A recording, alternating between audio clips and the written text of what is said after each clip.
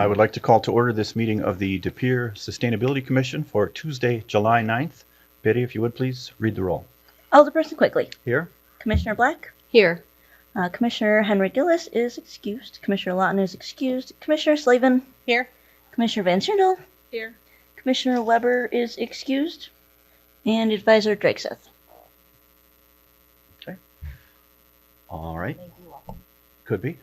Next up is public comment on matters not on the agenda. Any comments made during the public comment period shall pertain only to matters under the jurisdiction of the Sustainability Commission. I don't see anyone online. I don't think we have anyone here in the room. For the second time, any public comment on matters not on the agenda? And the third and final time, any public comment on matters not on this agenda. And welcome to Hope. Thanks for being here. Next up, consideration and possible action on the election of a chairperson. So every year we need to nominate a chair. As I said last time around, I've been doing this for 2 years, and I would not be offended at all if anybody else is interested in taking that job. It's pretty much running the meeting and, again, trying to keep track of the different initiatives and keep things moving forward. But I felt like in the last 2 years, there's a lot of movement from over there, and all I'm doing is watching the agenda. So does anyone have nominations? Anyone that would like to serve either themselves or suggest someone else? And if I don't hear anybody, can I nominate Janie Black? Would you consider being the chair? Sure. Okay. Does anyone else have a nomination or a suggestion or want to volunteer themselves?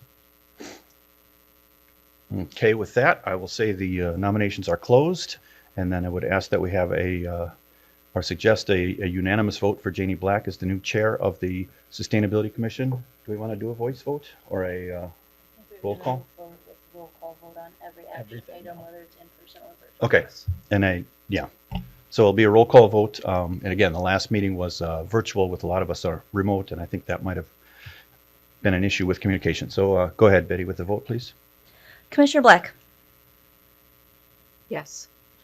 Commissioner Slavin. Yes. Commissioner Van Sindel. Yes. Alderperson Quigley. Yes. And that motion carries. We have a new chairperson. Janie, would you mind switching or come on over? Bring your name tag with you.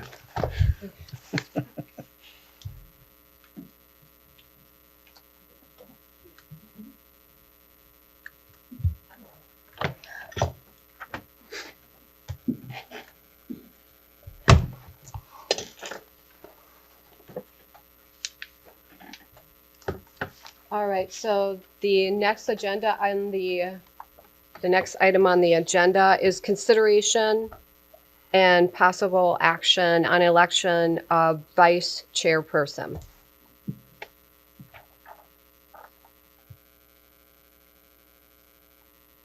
Do we have any nominations, or does anyone want to nominate themselves?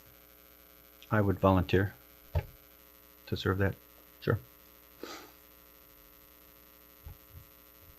All right. Anybody else? Any others?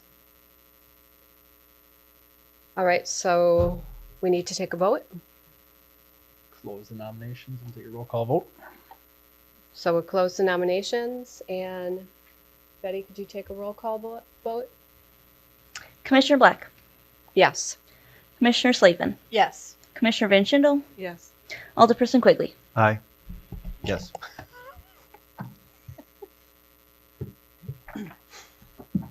All right.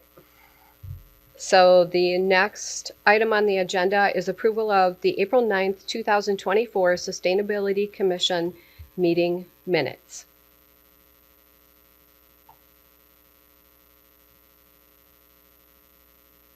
I would make a motion to approve. I second that. All right. Update on partnership with.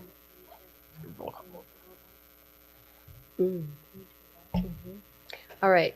Betty, could you take a roll call vote? Commissioner Black.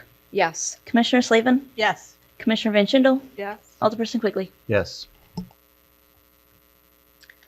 The next item is update on partnership with Greener Bay Compost. Right. So last meeting, we touched on our partnership with Greener Bay Compost. In the month of May, 52 residents had registered for their composting services, resulting in the city covering $530 in registration fees. The 52 residents generated 959 pounds of food waste, which was collected by Greener Bay Compost in lieu of being transported to a landfill. So as of today, we've gotten more info yesterday that I couldn't get onto the agenda. We have 67 total registered residents for the composting services program. In June, it jumped from 52 residents to 64 total residents. The city covered $655 in registration fees, and the 64 residents generated 1,511 pounds of food waste that was composted again instead of taken to the landfill. So looking forward, we forecast we still have quite a bit of capacity to take on residents for this program. After May, we forecasted maybe 130 residents per month. We fell short of that mark in June. So we do have more capacity moving forward to use the $10,000 budget in its entirety for the remaining 6 months of 2024. So just want to give you all an update. When you're saying 130 per month, is that for the bi-weekly or the monthly? I just looked at kind of the split of who did every other week and every 4 weeks and forecasted it out using the same percentages. More people are going toward the every other week instead of every 4 weeks. So it's probably maybe forecasting a little bit less because people are doing the more expensive registration.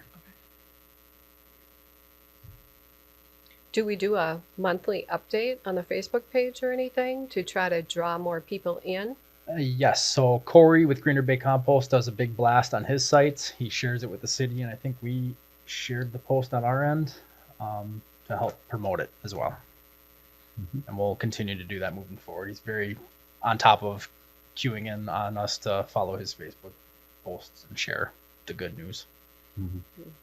And that's also the food recycling program is also the theme for the next farmers market coming Yes. up in a week. So We are working with Corey, and we can touch on that on the the farmers market items. But yeah, we're having him attend and then maybe getting some sort of shareable from him to pass out during the food market time. nice. I saw that they raised their prices. Did that impacted the forecasting at all? We got a meet internally on that. We're half of what we anticipate. We probably can double our registration and not have an issue. So I'm not too terribly concerned about that yet. But I want to meet internally with the attorney and my director just to see the impacts of the fees going up. All the fees got raised 20% by Greener Bay Compost. So the city would now reimburse, I think, $12 and $15 a month. I forget the rates, but yeah, we'll have to look at the impacts on the city's end of things with that and how that affects our agreement. People can sign up at the farmer's market? Like, I think they'd be given the link then to follow and then sign up electronically with Corey. Is how I believe he's preferring to have people do it, and then Okay. he reaches out to the city to confirm if they're within the city limits or not. oh, got it. I'm gonna have a QR code or something that they can scan. Right. Any other further comment or discussion? All right, moving on to discuss clean energy work plan updates. So the intent of this item is to allow the commission the opportunity to discuss the next steps and any updates pertaining to the clean energy work plan. And as a background, this is kind of a overall plan for the city moving forward and being sustainable and reducing our energy load. And it kind of ties into our green tier legacy community status with the DNR and providing those benchmark energy usages for the city and ways we can lower those usages moving out toward the future. So I'll leave it up to the group to discuss. I don't have anything new to contribute. I don't know. No movement since last time. Understood. I was wondering, have they talked? I know there's like we were trying to look for somebody whose job is to look for grants. Did we ever get in contact with like the city about that? Not that I'm aware of. Not on our end. Contact. Okay. Can we review what the action items are right now? Like, I know that we did speak about speaking with the mayor about, So the first and probably most critical action item would be looking to get a budget item for this coming budget cycle to retain a consulting firm to help get these benchmark energy usages, framing up the program in general, and maybe working on getting grants for the city to make this possible. That's going to be quite an endeavor in itself. I forget the name of the company Green Bay used, but they're fairly common throughout the states and referenced heavily in the green tier meetings we have with the DNR. Maybe Slipstream or something, I forget. And I reached out to Seth on the Green Bay Sustainability Committee, and they said that they use the PCS Energy Innovation Grant from the state of Wisconsin. So that's how they funded, and they said it was for $87,000. And then they also got local matching funds for $56,000. Right. So they got a lot. Great, a lot of money. It's a lot of time too. They had thousands of hours of staff time thrown at it. Any other comment or discussion? Moving along, the next item is Clean Air Initiative update.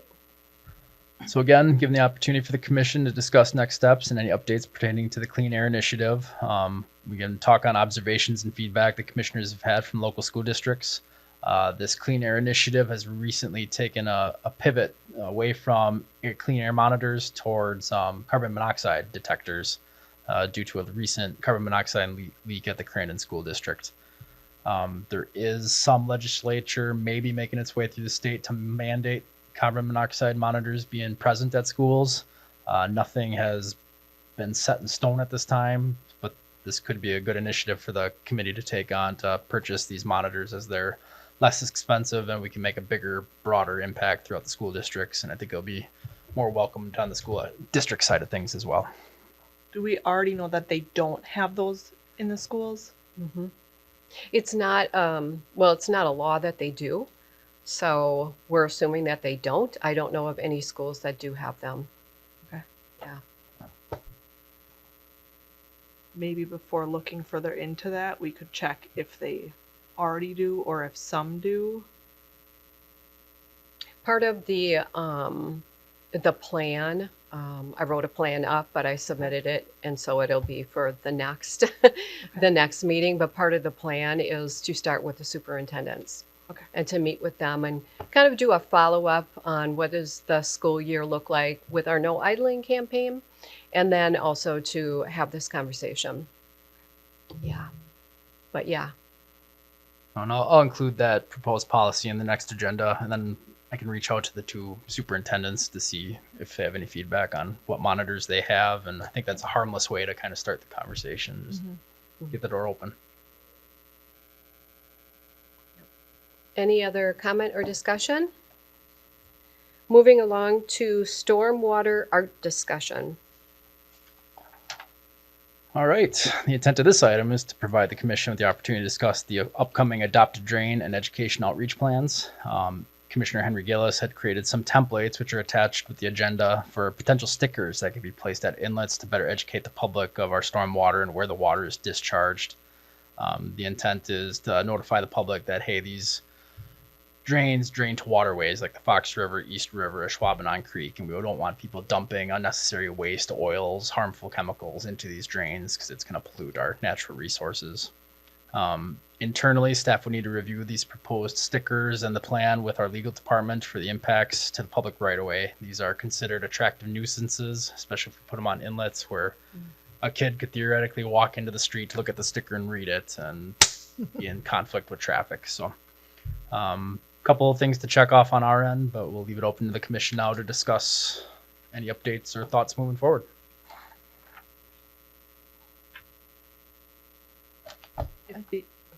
If these will be stickers, do we know that they won't come off and then also go down the storm drains? Good point. permanent With they will snow be. plowing, anything's possible. And salt, like what's Yeah. the adhesive that they're using to put on? And then if they start to peel up, is there a maintenance plan?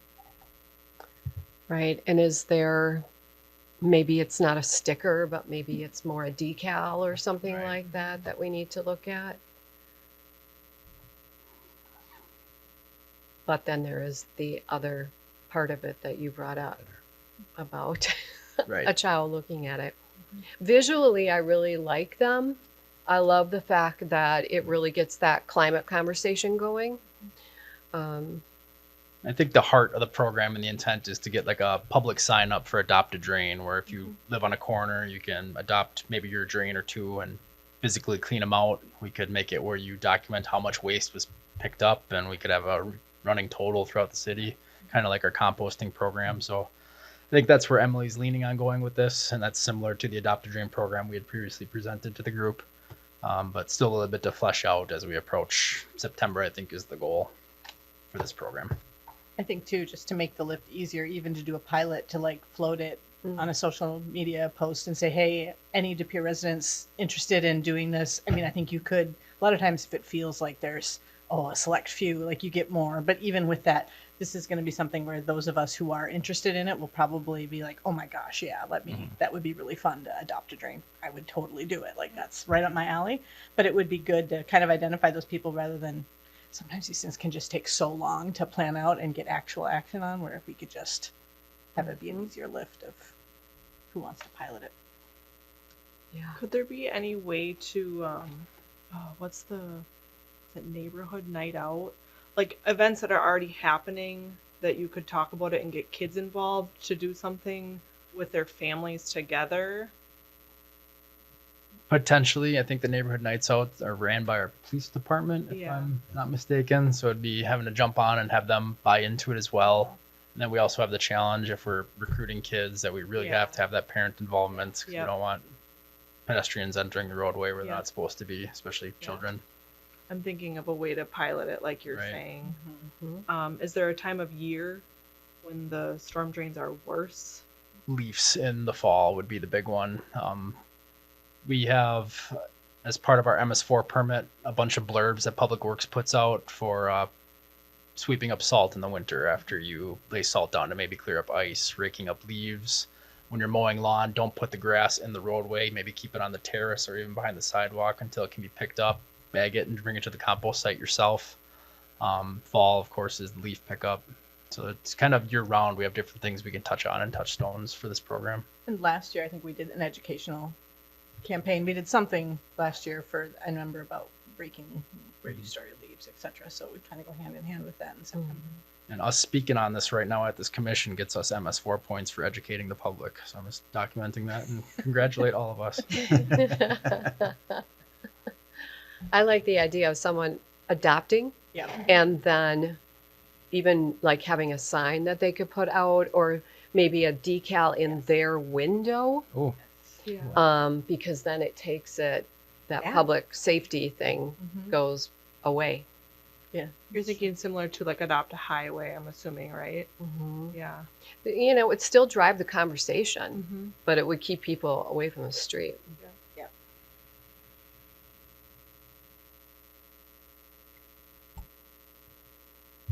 Any other comment or discussion on stormwater art discussion? Moving along, update on urban orchards discussion. so Selena Darrow of Rooted In was able to meet with our City De Pere Forester and Health Director on April 4th. I included an email that Selena sent to us that outlines her discussion with city staff and her requests to the Sustainability Commission moving forward.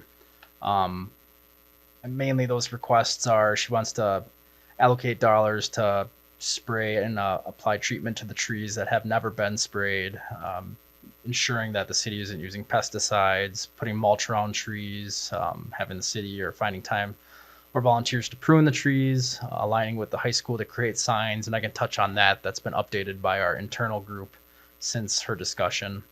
Allocate dollars to invest in pollinator gardens, and that's a touchstone that this commission is working on for pollinator education and natural landscapes throughout the cities. And then fencing around the orchards to prevent deer were her main requests. I passed on these requests to the Urban Orchard Committee, which is led by our health director. Since her meeting, we've had new signs be installed. I think if not most at all the orchards is what they indicated. So that may not be an objective moving forward. we can work with them to get pollinator gardens built. We do have a $10,000 budget with this commission for sustainable agenda items like the installation and plantings of pollinator gardens at non-city land-owned orchards, right? It'd have to be at like the school district. We wouldn't do a pollinator garden at the MSC. We'd have to do it at the parks. How would that work? Do you remember that discussion? Sorry, Betty, putting you on the spot. We couldn't or wouldn't use it if we wanted to do a pollinator garden at the MSC just as like a planned natural landscape, but I think it could be used at the parks Okay. that are city owned. So the community center? Yes. Yep. Okay. So signs are being installed. We can install natural landscapes. We'd have to come up with a plan and maintenance plan moving forward for that committee to review and approve before we fully moved forward and committed dollars to it. And then Janie shared an article with us that the orchards were recently expanded at Voyager Park and Brazier through another group, and I'm assuming they're an orchard committee, but it wasn't really well documented in the news article. So this is up and moving. I'm trying to get on the urban orchard committee internally just so I can share more with this commission about their knowings and findings. So yeah, I'll leave it open to discussion now. I have a question. With the $10,000, the budget amount, is that separate from what's going into the food recycling, or is that coming from a different? Okay. Greener Bay Compost, this public-private partnership, had its own $10,000 line item to get that program off the ground this year and running. And we're success. We've done it. We've already expended $1,000 plus of that budget. We also have a $10,000 budget item for sustainability initiatives. Okay. And planned natural landscapes, I think, would be a good fit. And it falls in line with the education campaign that we're going to discuss on the next item. Okay. Thank you. Would this be done next summer, like the putting up fencing in pollinator gardens, or when would this be carried out? Ideally this year, since we have the budget this year. There's a lot of good fall planting as well, because it goes over winter, the seeds. Anyway, a lot of stuff takes root better that way, but I think this goes hand in hand with our next agenda item, with the pollinator plant areas as well. I definitely, more to learn on this, but I think it falls right in line with the work that we're doing on the commission.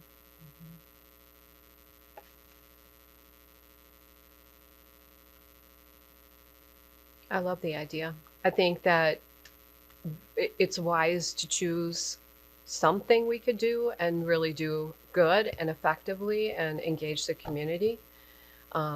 There's a lot of asks in that email, and I respect that, but I think that we also have to look at what can we really do, and then have it be a really good thing.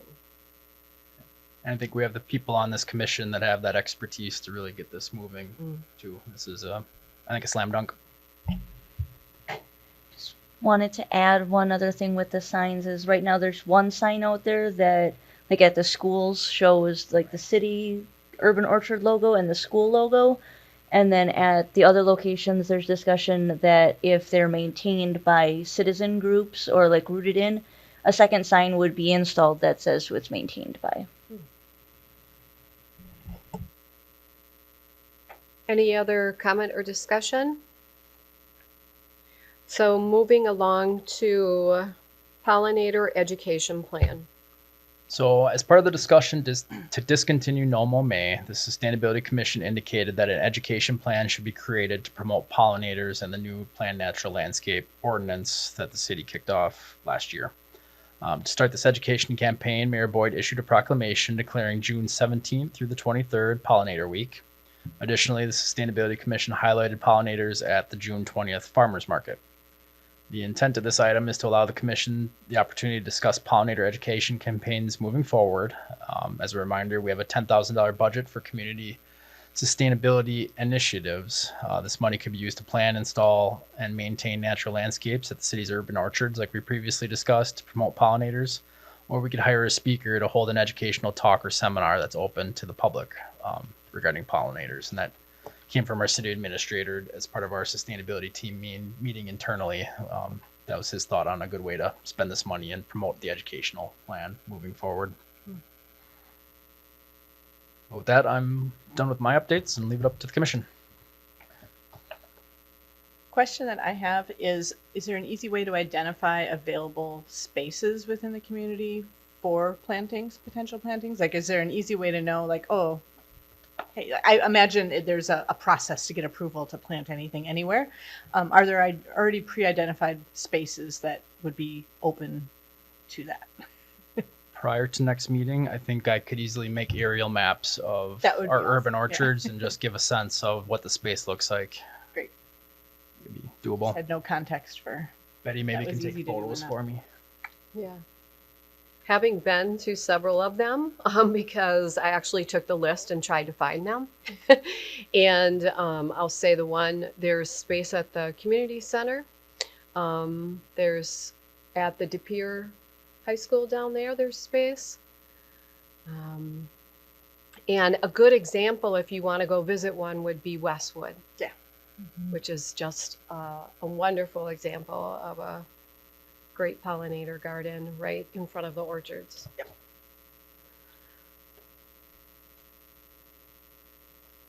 Any other comment or discussion? Moving along to City Pollinator Week Proclamation. So as discussed in the last item, at the June 4th, 2024 Common Council meeting, Mayor Boyd issued the attached proclamation declaring June 17th through the 23rd be proclaimed as City Pollinator Week. So I've attached the proclamation with the agenda if you want to get a copy of it yourself. Typically, proclamations are posted on the website. I don't know if this has made it on there yet. Betty's nodding her head yes. A paper copy of the proclamation, or a digital paper copy of the proclamation, similar to what's attached in the packet, is on the City of De Pere Sustainability Commission webpage, along with a clip of the mayor reading the proclamation at the Common Council meeting. Super. Any other comments or discussion? Moving to farmers market sign up discussion.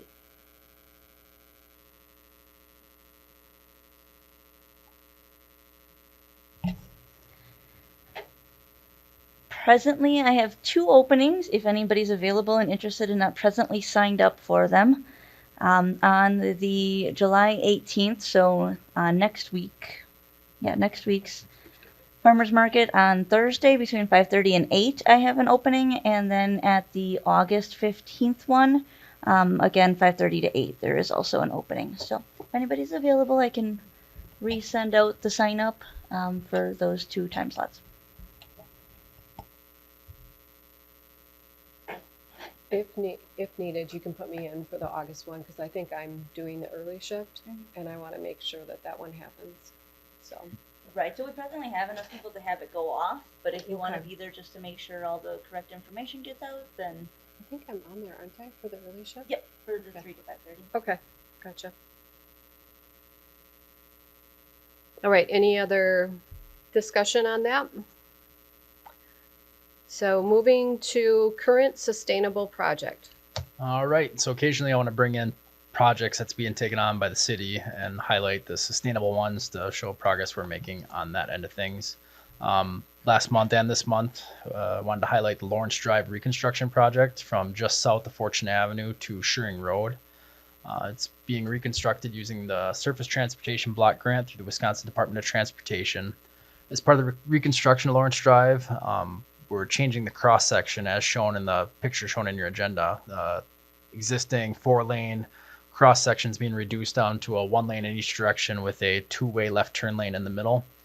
With that reduction of lane, that gives the opportunity to provide additional bike lanes on either side of Lawrence Drive without expanding the pavement area. So we're getting more bang for our buck and providing more modes of transportation within the right of way without expanding the impervious surface, which is a net loss of green space.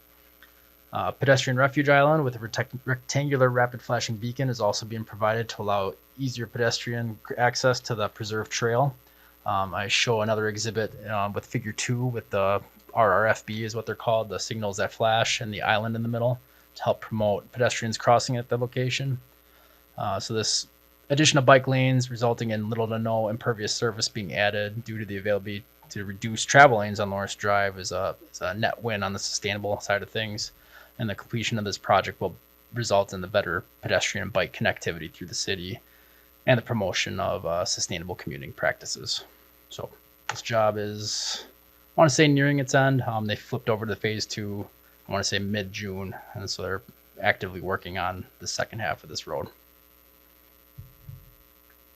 That's all I got. That's great. I think potentially just an idea. I know we're always looking for social media post ideas, but it might be fun to do a video of somebody biking and like using the crossing. I mean, like letting the public know, hey, there is the beacon to cross safely, and the preserve is just so wonderful. And maybe newer people to the community, especially after so much construction and not using it as much, might be good as an opportunity to, refresh. But well done. This is really exciting. Yeah.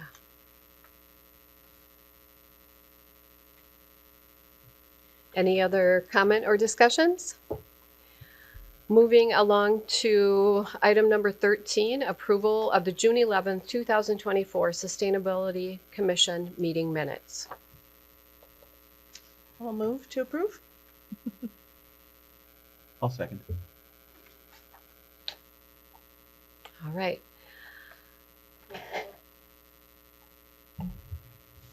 Betty, can you take that roll call vote? Yes, I can. Commissioner Black, Yes. Commissioner Slavin, Yes. Commissioner Van Schindel, Yes. Alderperson Quigley. Yes. All right, moving along. Commission member introductions. All right, the intent of this memo is to provide the opportunity for the new Sustainability Commissioner, Carmen Van Schindel, to introduce themselves. As part of the introduction, each Sustainability Commissioner should provide a little background on themselves and what they're looking to accomplish while serving on this commission. Commissioner Van Schindel was appointed to the Sustainability Commission at the June 4th, 2024 Common Council meeting, and your bio has been posted below in my memo. So with that, I think we'll start with you. Yeah, and obviously you can read my bio, and I had left out of the bio because I hadn't updated at the time, but I accepted a new role at US Venture in their breakthrough division as the director of sustainability solutions, and I'll be starting there in August. So I do not have a professional background in sustainability, so this will be my first dive into it. But I know that I will learn a lot, which will hopefully come together with this. And then I grew up in De Pere and I live in De Pere, so my main goal is just to continue to leave the city that I live in and that my kids hopefully will live in, as beautiful as it is today. Excellent. Go on to you. Introduce yourself and We're all doing. yes, Oh, okay. Yeah. All right, my bad. on the spot. Nicole Slavin. I live right here in East De Pere. I'm in transportation sales, supply chain, warehousing, that sort of thing. But with that, I do a lot of sustainability and emissions reduction work in my work. At home, I am an avid gardener, overly joyful about my garden to the point where my teenage children want to hear no more about it. Actively adding native pollinators to my yard every year as well. And just try to be as active in the community as possible. But very, very much enjoy being a part of this commission, and think that it's fundamental to participate in the community that you exist in. So it brings me a lot of joy, and also it's really fun to, I think, just see how the system works and be a part of the community you're in. I'm Chase Kufel. I'm the assistant city engineer for the city of De Pere. July 4th marked my I started in 2016, so it's been 8 years now I've been here. With Public Works, this is a great opportunity for us to celebrate the sustainable things we do, like Lawrence Drive, and I've previously talked on a pond we've built to help treat stormwater. A lot of what we do in the department on the project side of things as we construct and obliterate roads and rebuild is really sustainable focused, and what we do, we need to have a lasting impact that's easy to maintain, it's cost effective, and it produces real outcomes. So being part of this commission gives me the opportunity to help celebrate that with you all and to the public, and then also advance your initiatives and help out on our end on any way we can. Awesome. Hi, it's so good to meet you, and I'm so glad that you're part of the commission. So my name is Janie Black. I'm the Wisconsin Field Organizer for Moms Clean Air Force. It's a national organization. We really work to fight against air pollution and climate change to protect our kids' health. We want air pollution and public health to be a priority. And so we do a lot of behind the scenes work, but also a lot of in front of the scenes working with legislators and representatives, engaging the public to sign petitions. We're nonpartisan, and it's really a joy because I started out being so invested and concerned about air pollution and indoor air quality. And now I'm working on federal, on a federal level. So it's been really rewarding. I'm also the founder of Green Schools Rock. So I work to create sustainable green schools. And then I also do a lot of classes with youth in the schools. I really believe that we have to engage our youth in climate issues and then empower them to know that they can also be a part of the solution. So I live here in De Pere and have 4 kids, and I absolutely love this city. It's a little jewel, and I just want it to be as sustainable as it possibly can be. My name is Betty Marovich. I am the administrative assistant for Public Works. I mostly work with Chase and the engineering department. I answer a lot of phone calls during the day. Sometimes thanks to Chase and 2,400 letters that go out in one day. I went to school for forest recreation and water resource. I have a minor in soil sciences. I do a whole lot of that during my everyday. Just kidding. I live in Green Bay, obviously work in De Pere, have 6 fruit trees in my backyard, a ton of raspberry plants, blueberries. I try and garden. They don't always work because we have a lot of bunnies, even with 2 dogs. It's just sustainability has been an interest of mine, which is thankfully why Scott decided I was going to take this position, and been allowed to stay on it. So it's very fun to be kind of on the staff side of getting a little bit of hands-on on every project. Alderperson Quigley. Thanks. I'm John.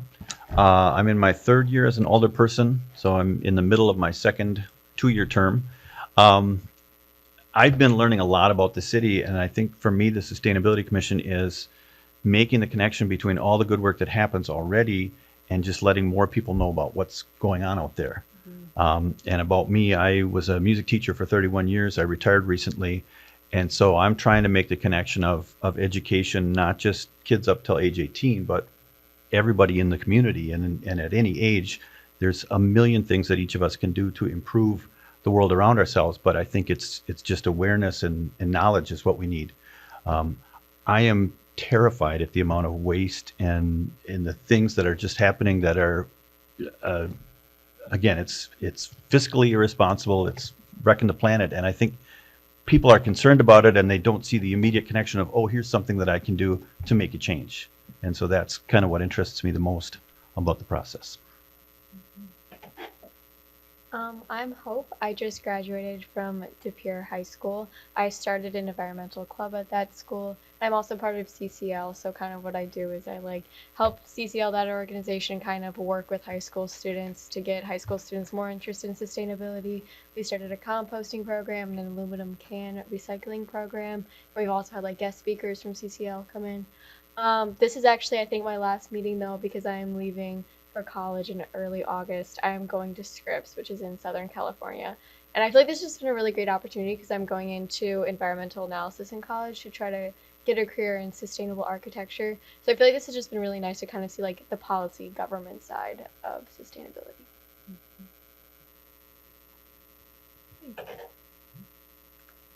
All right. The next item is discussion on June farmers market booth. No? July? Thought it was, what did we learn from Yeah. June? Yep. So Give the opportunity to the discuss. intent Oh, is what to did we kind of learn? recap how the June farmers market booth went.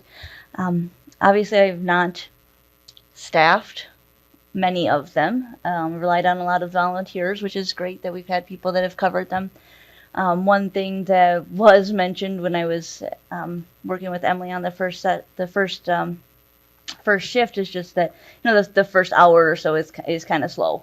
That people are still at work, and but I definitely feel like we had a ton of people come through, more so than maybe we generally do, and it was nice. We had a lot of more hands-on things. It wasn't just informational. We were making seed balls. We had the little butterflies and bumblebees that we were handing out. We had maybe 6 to 10 of the flower bookmarks left at the end.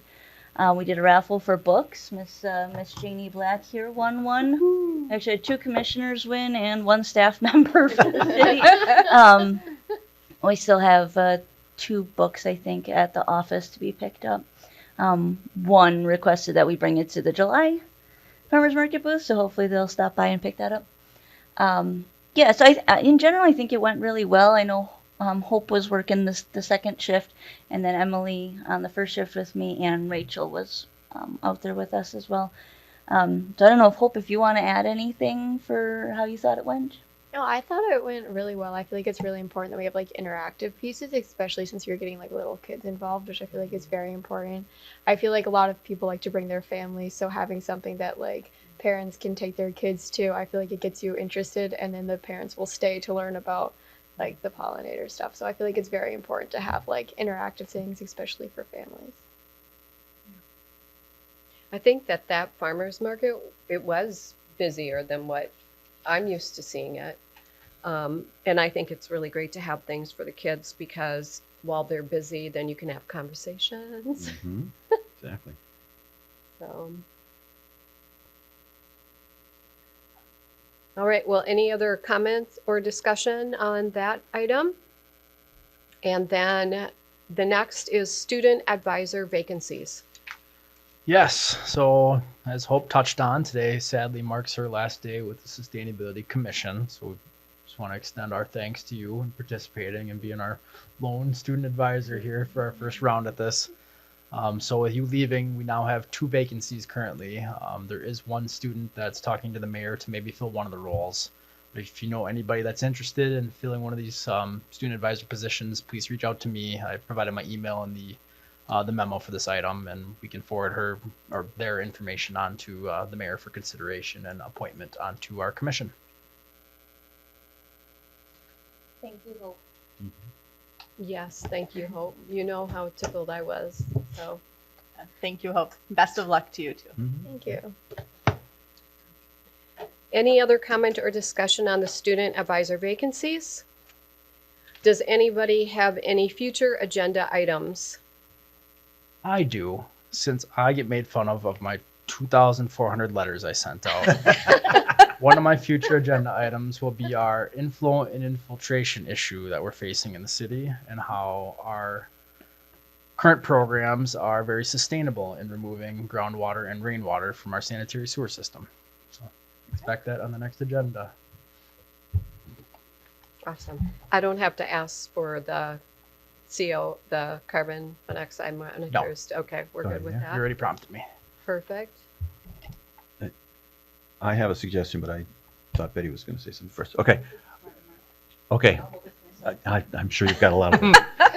I was wondering if it would be helpful to have kind of a brainstorming session. I'm just thinking, with the long list of agenda items that we went through today, we have a budget of $10,000. If we would spend maybe a few minutes to just talk about, if each of us could divide that up, Earmark it. which are the initiatives that we want to put our money behind, and then how to do that effectively, because we don't want to spread ourselves too thin. You know, I see heads nodding, so Yeah. Okay. In between now and the next meeting, if you want to just send me ideas, I'll include them on the agenda, and we can Okay. kind of set the bubbles up for us to discuss on. Okay, thanks. All right, any other future agenda items? And do we have a motion to adjourn the meeting? So move. Move. Oh. Bing, bing. I'll second. Okay. All right. All those in favor? Say aye. Aye. Aye. Aye. All right, meeting's adjourned.